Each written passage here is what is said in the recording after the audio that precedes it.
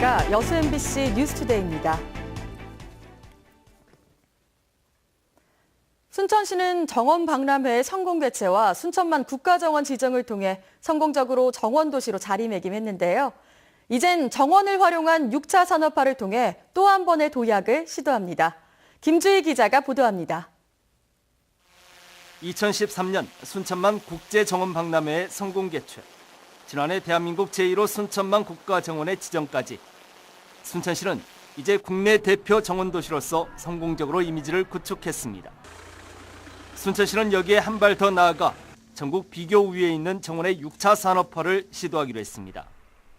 순천의 대표 정원수 육성 등 사업을 통한 생산, 재배, 제조, 가공의 1, 2차 산업, 그리고 정원지원센터와 종합유통 전시 판매장을 기반으로 한 판매와 유통, 연구, 관광 등 3차 산업 육성으로 융복합 정원 6차 산업을 추진해 나가기로 했습니다. 한꺼번에 다 잡을 수는 없지만 해나가다 보다 산업화는 이게 일순간에 되는 게 아니기 때문에 이 1차, 2차, 3차를 균형감 있게 같이 동반 성장해 갈 수 있도록 이렇게 한번 추진해 볼 생각입니다. 이를 위해 순천시는 현재 7개 부서로 분산되어 있는 관련 업무부터 정원 산업화를 컨트롤타워로 삼아 일원화해 나갈 계획입니다. 정원을 활용한 6차 산업화 사업은 분별 단계적인 발전 전략을 수립해 내년부터 본격적으로 추진될 예정입니다. 순천시가 정원의 6차 산업화를 또 하나의 지역 신성장 동력으로 이어낼 수 있을지 주목됩니다. MBC 뉴스 김주희입니다. 여수에서 어린이집 차량을 운전하다 2살 아이를 치어 숨지게 한 혐의를 받고 있는 운전자에 대해 법원이 구속영장을 기각했습니다. 광주지법 순천지원은 어제 송 씨에 대한 영장실질심사에서 운전자인 56살 송모 씨가 범행을 반성하고 있고 주거지와 직업도 일정에 구속해야 할 사유와 필요성이 부족하다며 영장을 기각했습니다. 경찰은 이에 따라 송 씨와 함께 인솔 책임을 소홀히 한 원장 32살 강모 씨 등 3명도 불구속 송치할 방침입니다. 최근 관심이 높아지고 있는 어촌마을 체험 프로그램이 여름철에 이어 겨울철에도 운영됩니다. 전라남도는 도내 29개 체험마을에서 실시되는 어촌마을 체험 프로그램에 지금까지 관광객 48만 9천 명이 참여했지만 대부분 여름에만 집중돼 있다는 분석에 따라 겨울방학철에도 확대 운영하기로 했습니다.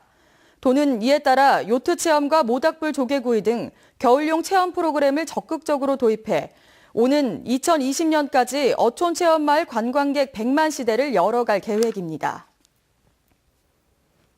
요즘 광양읍 지역이 다양한 개발 계획에 따른 발전의 기대감으로 후끈 달아오르고 있습니다.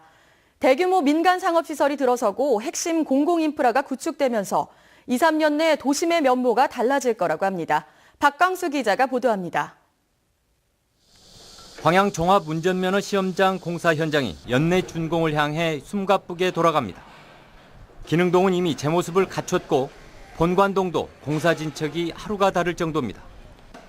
광양시의 협조로 일반 시험장에서 종합 시험장으로 승격돼 예상 방문자 수도 당초에 비해 훨씬 늘어나게 됐습니다.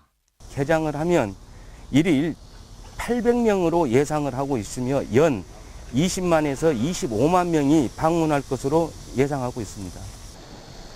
바로 옆 LF 아울렛 공사 현장도 찜통 더위를 불사하는 공사 전쟁이 벌어지고 있습니다.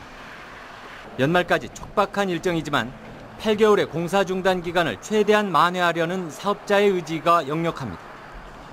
민과 관이 주도하는 대규모 시설 입지를 계기로 전반적인 도시계획의 변화도 추진됩니다. 국도나 고속도로와 접속하는 도로망을 확충해 기반시설의 접근성을 높이고 지역 상권 활성화와 인구 유입 효과를 극대화하기 위한 포석입니다. 가로망을 확장을 하고 토지이용 계획을 개발이 용이하도록 공동주택 용지를 대량으로 확보하는 계획으로 지구 단위 계획을 변경하고자 합니다. 400억 원이 투입되는 인근의 도림미술관도 내후년부터 공사에 들어가 조만간 예술 전시 체험의 도권 중심지로 자리하게 됩니다.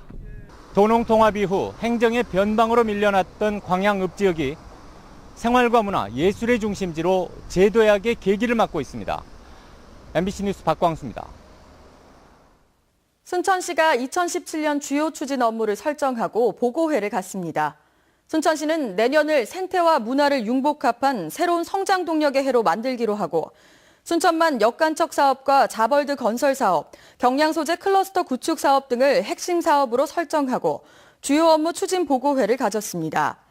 순천시는 내년 주요 추진 사업이 생태수도 완성을 위한 현안 사업들인 만큼 차질 없는 추진을 위해 2017년 본예산 반영 등 후속 조치를 강구하고 아시아 생태 문화수도로 가는 새로운 성장 동력을 만들어낼 수 있도록 최선의 노력을 다할 계획입니다. 정부가 완도 전복 집단 폐사에 대한 지원을 약속했지만 내용은 원론에 그쳤습니다.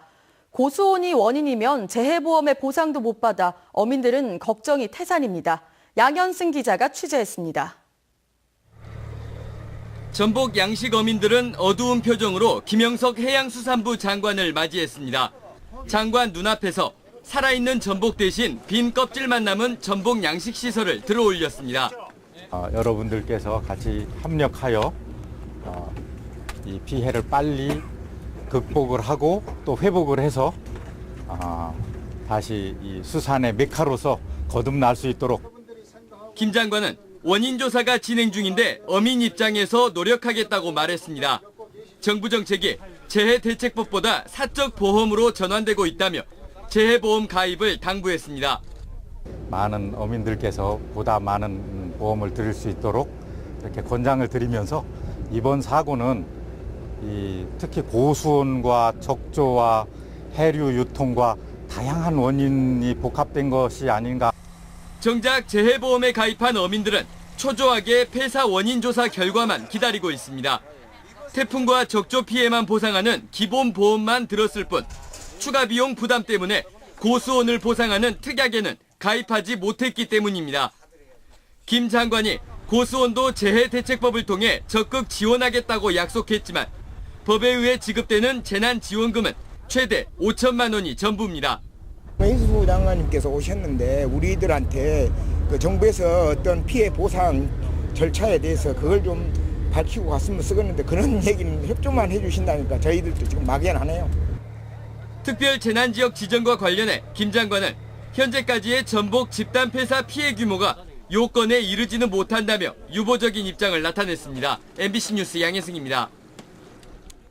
15년 만에 국내에서 첫 콜레라 환자가 발생해 보건당국이 역학조사에 나섰습니다. 이달 초 남해안 여행을 가서 먹은 해산물을 통해 감염된 것으로 추정되고 있습니다. 송정근 기자가 보도합니다. 광주광역시에 사는 59살 종모 씨가 설사 증세로 병원을 찾은 건 지난 11일입니다. 탈수가 심각하다고 본 병원 측은 곧바로 정 씨를 입원시켰습니다. 정 씨는 입원한 지 일주일 뒤에 병원에서 실시한 자체 검사에서 콜레라 양성 확진 판정을 받았습니다. 해외에 다녀온 적이 없는 사람이 국내에서 콜레라에 감염된 건 지난 2001년 이후 처음입니다. 쌀, 뜬물과 같은 설사를 아주 심하게 증상이 있어서 검사 결과 비브리오 콜레라로 확인이 됐습니다. 감염 경로를 역추적한 질병관리본부는 정 씨가 입원 직전 가족들과 경남 남해안에 여행 가서 먹은 생선회를 의심하고 있습니다. 콜레라균에 오염됐을 수 있고 2, 3일 정도인 세균 잠복기와 일치한다는 겁니다. 콜레라가 국내에서 발생할 줄은 예상 밖입니다. 한 가지 추정되는 것은 지금 날이 너무 더워가지고 균들이 창궐하기, 번식을 하기 상당히 좋은 환경이었기 때문에 현재 정 씨는 퇴원해 자택격리 중이고 가족 3명은 증상이 없는 것으로 알려졌습니다. 하지만 보건당국은 집단 감염을 막기 위해 가족과 의료진도 검사를 할 계획입니다. MBC 뉴스 송정근입니다. 여수 앞바다에 적조주의보가 발령된 가운데 여수시와 해경이 적조 피해를 줄이기 위한 방제 활동에 주력하고 있습니다. 여수시는 지난 17일부터 정화선과 철부선 16척을 동원해 1,500여 톤의 황토를 뿌린 데 이어 어제도 양식장이 많은 돌산읍 군내리와 화정면 백야도를 중심으로 추가로 300톤의 황토를 살포했습니다. 여수해경도 경비정과 항공기를 이용한 해상 예차를 통해 적조 출현지를 신속하게 파악한 뒤 여수시에 통보해주고 있습니다. 여수시는 아직까지 적조로 인한 양식장 피해는 발생하지 않고 있지만 적조가 확산되면 어류 폐사 가능성이 높다며 방제 활동에 총력을 기울이고 있습니다. 전라남도 교육청이 교육 국제화 특구 사업으로 추진한 국제교육원이 여수 돌산청사에 들어섭니다. 여수시는 최근 국제교육원 건립 사업이 교육부 중앙재정투자심사를 통과해 국가계획으로 최종 확정했다고 밝혔습니다. 여수시가 돌산청사를 제공하고 전남교육청이 150억 원의 국비를 투자해 오는 2018년 개원하는 국제교육원에는 외국어 체험센터와 원격 화상교육센터 등이 들어섭니다. 전국에서 경기도 성남에 이어 두 번째로 들어서는 여수국제원은 전남권 학생들의 외국어 교육과 지역민 외국어 교육 등의 프로그램을 운영해 연간 6만여 명이 이용할 것으로 보입니다. 여수시 화장면 적금도 주민들이 연륙교 명칭으로 갈등하고 있는 고흥군에 전남도의 중재안 수용을 촉구했습니다. 기온이 더 오르겠습니다. 서울 35도로 어제보다 2도가량 더 오르겠고요. 광주도 35도까지 치솟겠습니다. 자외선이 강하겠고요. 습도가 높기 때문에 더위 불쾌감도 심할 것으로 예상됩니다. 현재 구름 영상입니다. 경기도 지방에 내리던 소나기는 대부분 그쳤고요. 중부를 중심으로 구름이 많이 끼어 있습니다. 오늘 고기압의 가장자리에 들면서 전국에 가끔 구름 많겠습니다. 현재 기온 보시면 이 서울이 26.4도, 대구 23.4도로 지난밤이 수도권과 해안가에서 열대야가 나타났고요. 한낮 기온은 어제보다 약간씩 더 오릅니다. 서울이 35도, 청주 34도, 창원도 32도까지 오르겠습니다.